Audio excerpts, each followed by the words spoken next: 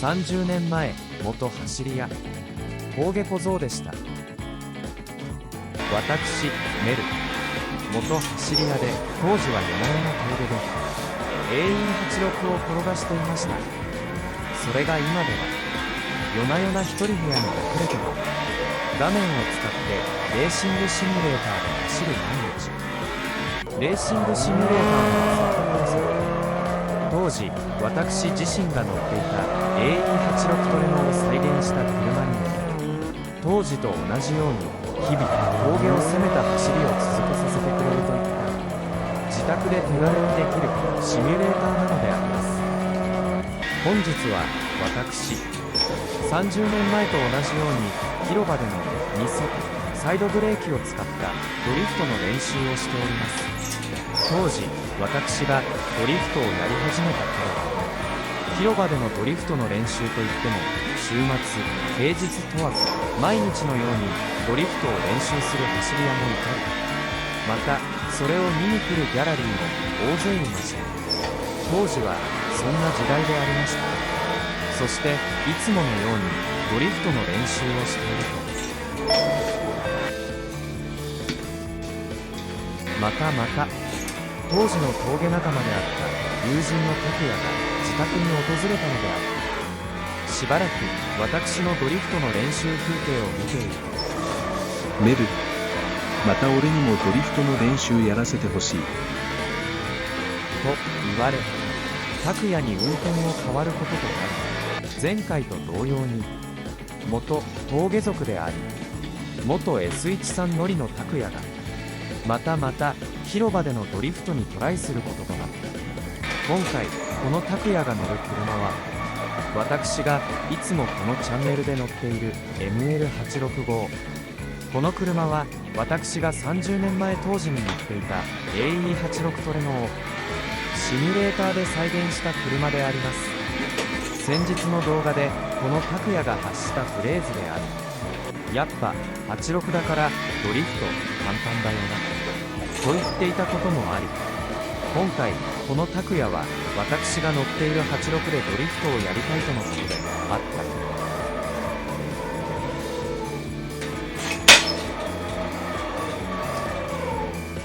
た。にしてもこの自称昔からドリフトができると言い続けていた元峠族の拓也、やっぱり前回と変わらずまた昔と変わらずドリフトが全くできないやつでありました。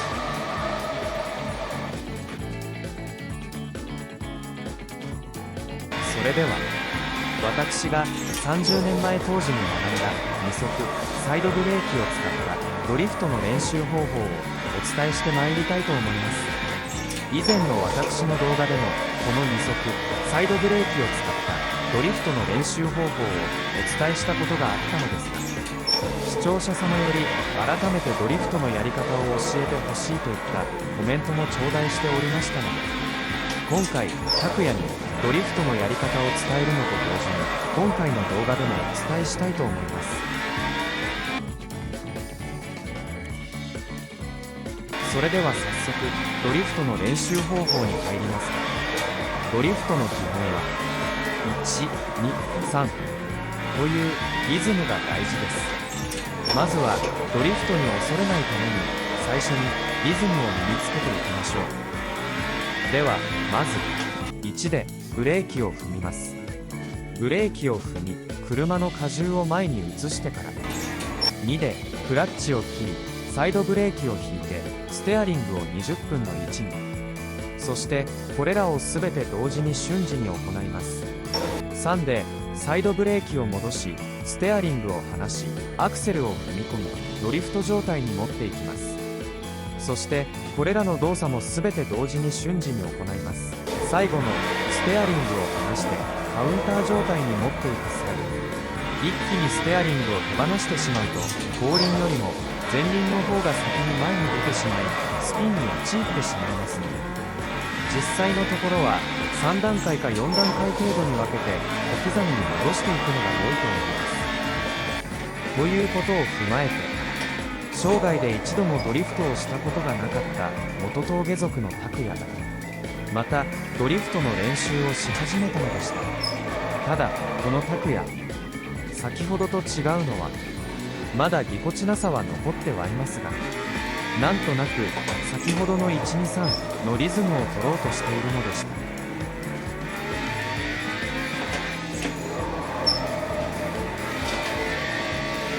まだ見たところ2のタイミングのステアリングを振りすぎてしまっている、3のタイミングでのカウンターのタイミングが遅かったりしているのですが、焦ることなくしっかりとリズムを取ることができるようになれば安定したドリフトに入っていけると思います。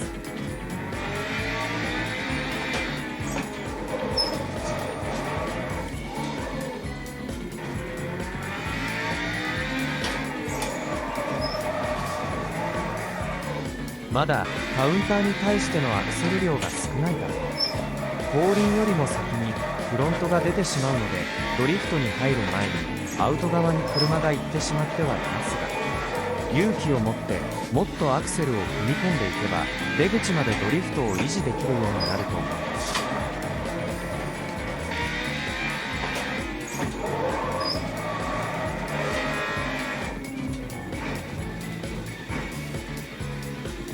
ということで2速サイドブレーキを使ったドリフトは1、2、3といったリズムを身につけることがとても大切なのであります。このリズムを身につけた上で次は感覚というものを養っていくことをお勧めします。では今回の2速サイドブレーキを使ったドリフトがメインのポールにステージを変えたいと思います。2速サイドブレーキメインのポール、それは赤城山。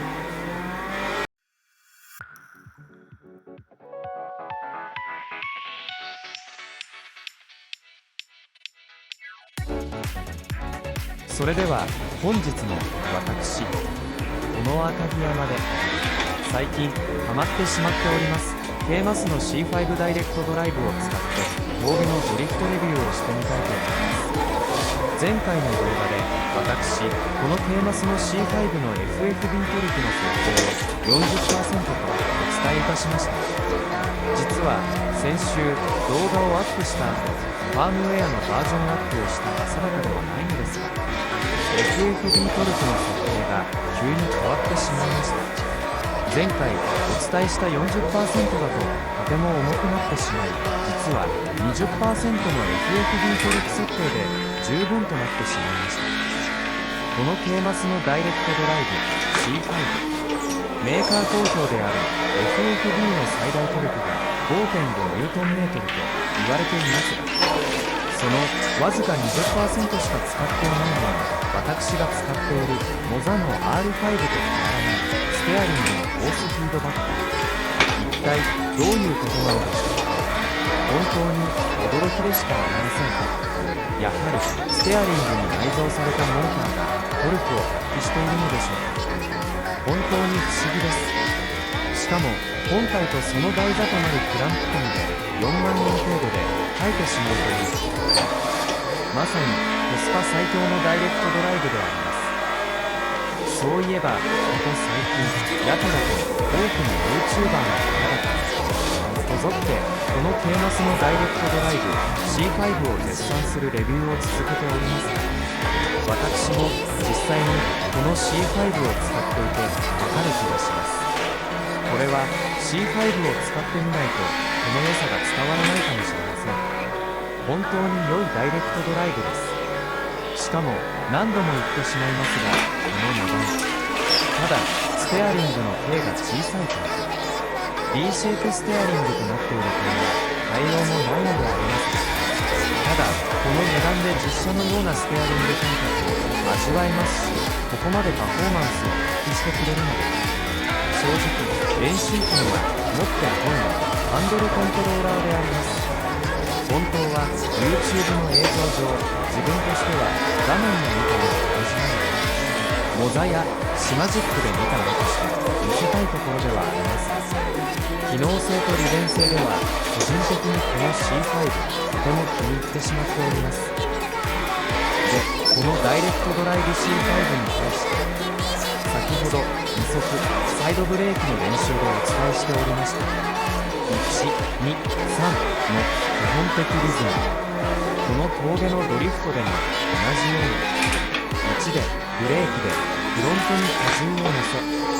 2でステアリングとクラッチとサイドブレーキを、3でアクセルとカウンター。リズムが身についてくると、今度は自然と感覚というものが身についてきます。感覚が身についてしまえば、そこからさまざまなドリフトのきっかけ作りを習得していくことが一番のドリフトの上達の道ではないかと思います。ということで、本日の動画はいかがだったでしょうか。30年前当時、今のようにドリフト走行を許可されているサーキットです。当時ドリフトをしていた走り屋の多くが私と同じような練習をしていたかと思います。当時はまず不当の広場でドリフトの練習をして、そこから不当でドリフトデビューを果たし、それから峠でドリフトするといった流れでした。今回もこの動画で昔走り屋をしていた方々にも当時の練習風景を懐かしんでいただき、ぜひ一人でも多くの方にこの自宅でできる走りやシミュレーターであるアセットコルサでの走りも楽しんでいただければ幸いです。また皆様の感想や昔のエピソードもコメントにお寄せいただきたく思います。また今後もこのアセットコルサを使って皆様のところに響く動画を上げてまいりたいと思っております。ということで本日も時間となりました。本日もご視聴ありがとうございました。